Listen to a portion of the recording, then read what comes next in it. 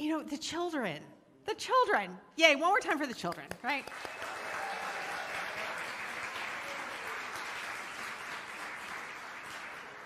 So how is it? Do you ever wonder how is it that children are just always so joyful, right? I mean, of course there's toddler meltdowns, but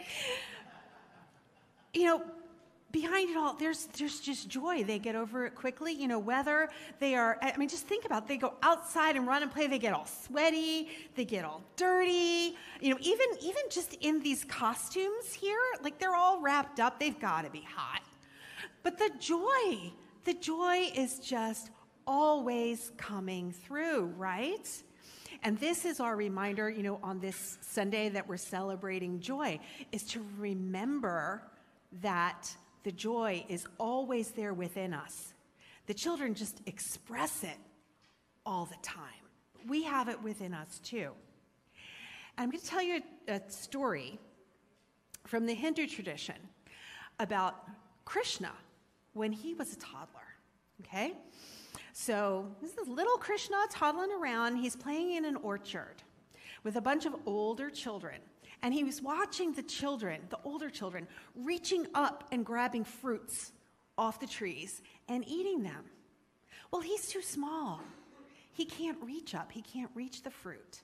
So what does he do? He starts just reaching down where he can to the ground, and he's putting handfuls of dirt in his mouth. Okay? Yeah, I'm hearing that from over here. Now, the older children know that this is probably not very healthy, and they run and tell his mother, and she comes and scoops him up and says, "Krishna, do you have dirt in your mouth?" He's frightened. Even though he's Lord Krishna, he's a little toddler, and he's frightened, and he won't open his mouth. He just, Mom orders him to open his mouth. And when he does, she sees the entire universe inside his mouth. Time from its beginning, middle, and end. All the stars, all the galaxies, every person who has ever incarnated, all the relationships. She sees everything in the mouth of this child. And so this story is a reminder to us. It's a metaphor that we have all of the divine within us. We have all of the universe inside of us in every moment. So we have joy always within us. Be aware, the joy is always there. And so how does this relate to you? The universe is the Christ in you. And today I'll talk about the spark of divinity and how it manifests in everyday life through joy in the holiday season and beyond. Because joy is unchanging principle. It's a quality of the one presence and one power that uniquely expresses in and through each of us. Be aware, the joy is always there. And this is what we're celebrating on Christmas. Today's daily word states, "With joy, I prepare for the rebirth of the Christ within." That is unity's second principle. We each have a spark of divinity within us, uniquely expressed. We're a wave on the vast ocean of God, inseparable from God, yet uniquely identifiable. And so, as that unique expression of God, how are you expressing the joy of Christ? See, children find it so easy to connect with joy. They don't have the obstacles of financial concerns, relationship struggles. Oh, kids, you just wait. Much of our holiday season revolves around this joy of children. And after all, we're celebrating Jesus' birthday. Now, I've shared some stories about my family. And today, my husband and 2 out of 3 of my kids are right here at this front table to be embarrassed as I talk about them.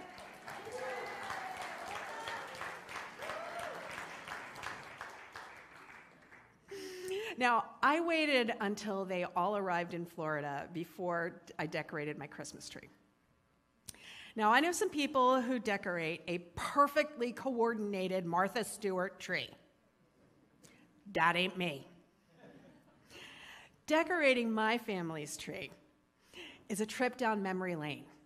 And every year it is the same giggles and the same do you remember, and we still get so much joy. Now, like this color-splashed bear, joy felt like red and green and no other colors to the toddler Sophie, who's at that table. And throughout the years, my children's handmade ornaments have uniquely expressed joy in the colors of purple and blue and green and bunches of other colors. They were always aware that joy is there. And Unity co-founder Charles Fillmore defined joy as the happiness of God expressed through his perfect idea, the human, created in his image. Joy and gladness are strength-giving, especially if the mind is fixed on the things of spirit. Fillmore continued, the perfect human identifies himself with the Christ. In other words, be aware. Joy is always there. Now, some of you may tell me, hey, Rev Pam, that doesn't apply to me. I lost my job this year, or I got divorced, or I had a loved one pass away. I'm not feeling the joy of the season. I get it. Blue Christmas is a real human experience. And so I'm going to share a story from my favorite modern sage, SpongeBob SquarePants, and his blue friend Squidward Tentacles. There's an episode of SpongeBob when Squidward can't find a happy memory. Can you imagine that you can't find a happy memory? And so he tries all different antics to try to make a happy memory. He tries putting an oyster bird in a cage, and the cage breaks. He tries wrapping himself up in a cozy blanket, but then he falls out of bed. He tries a million things, and it doesn't work. So finally, SpongeBob throws him a party. But nobody shows up. So SpongeBob used his papier-mâché skills to make a million little SpongeBobs to attend the party. So Squidward just gets so frustrated in the moment. He grabs a chainsaw and he destroys all the papier-mâché SpongeBobs and all the party decorations. And when he's all finished, he feels joy. Okay. So, he made a happy memory. Now, there are many folks experiencing a blue Christmas, like Squidward couldn't find joy. Squidward's story is illustrative of joy ever present within you. It's just up to you to allow it to express. Squidward had to remove the obstacles, which he did by taking that chainsaw to all the SpongeBobs. But that was in cartoon land. What does it look like in the human experience? Well, the answer lies in feeling your feelings deeply. A few weeks ago, I told you about the work of Dr. Gay Hendricks. And he teaches that our feelings have a beginning, a middle, and an end. So allow yourself to feel that grief, or that sadness, or that anger. That's the beginning. And then in the middle, process those feelings. Maybe you have a journaling practice, or you want to call for spiritual counseling or prayer, or perhaps perform a ritual. When my father passed a few years ago, I had his ashes put into a glass heart sculpture. And I have a ritual that I'll sit and meditate near that glass heart whenever I'm missing him. Because feelings do have an end. I'll allow that missing to fully come and pass. And the feelings sit outside of that sphere of the essence of your being. Your feelings are not you. You are the divine. You are the Christ within. And so when we allow our feelings to end, then joy is revealed. The truth of who you truly are is revealed. Be aware, joy is always there. There's a Buddhist story of a beggar who sits in the same place for years. And he depends on the kindness of the passersby. Now, one day, a man stopped and told him, I have nothing to give you. But I pass you every day, and I'm wondering, what is that you're sitting on? Oh, the beggar answered, it's a box.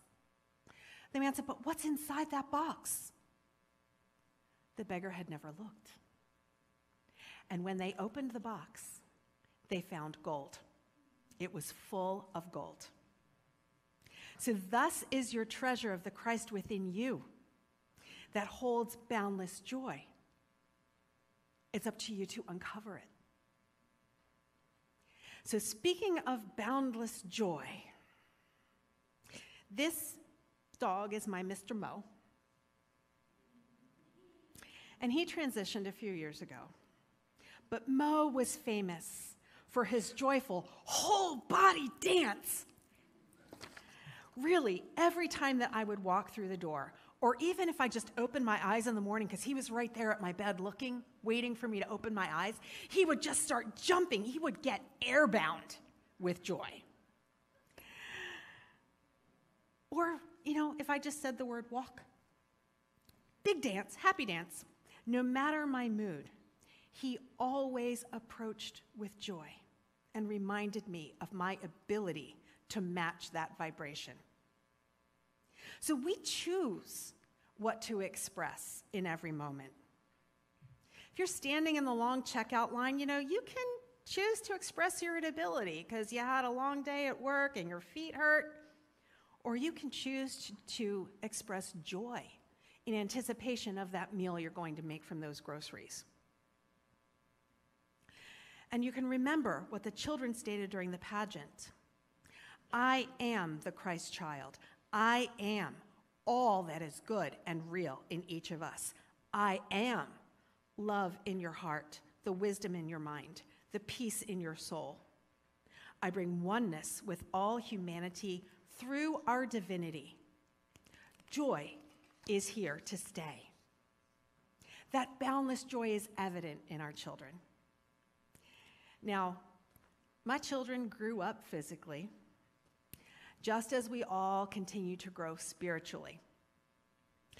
As they grew, they produced more beautiful ornaments, like these. And they've grown from children putting their faces on ornaments to young adults putting their faces in selfies. So just as our physical bodies require nutrition to grow and develop, you need spiritual nourishment too. Spiritual nourishment is your daily practice. Gratitude practice, journaling, prayer, meditation, mindful movement, time in nature, all of these activities bring you closer to realizing the Christ within, thus providing the opportunity to remove the obstacles and be aware that joy is always there. Now, like Krishna revealed the universe in his mouth, William Blake saw the world in a grain of sand, heaven in a wildflower, and eternity in an hour. I see the universe in my family's Christmas tree.